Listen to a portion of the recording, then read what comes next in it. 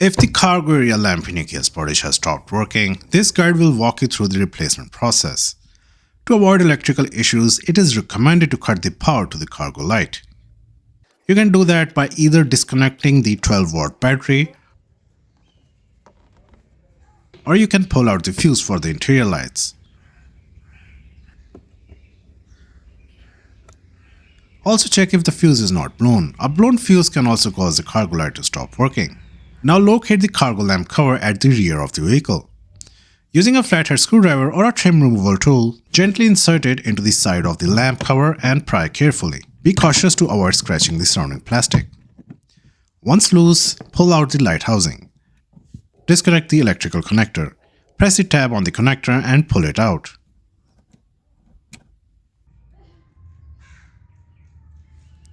Insert the trim removal tool behind the cover and pull out the cover.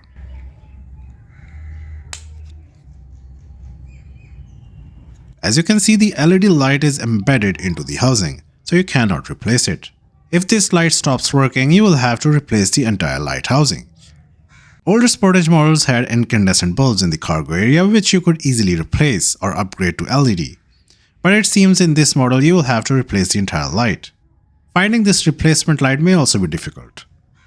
Reconnect the electrical connector to your replacement light and then insert it back into the panel. Make sure it clicks into place. Before you test the new light, reconnect the negative terminal of the battery or reinsert the fuse for the interior lights. Now open the lift gate and see if the new light is working properly. If you found this video helpful, please give it a like and subscribe to Wheels Joint for more car maintenance tips. Thanks for watching.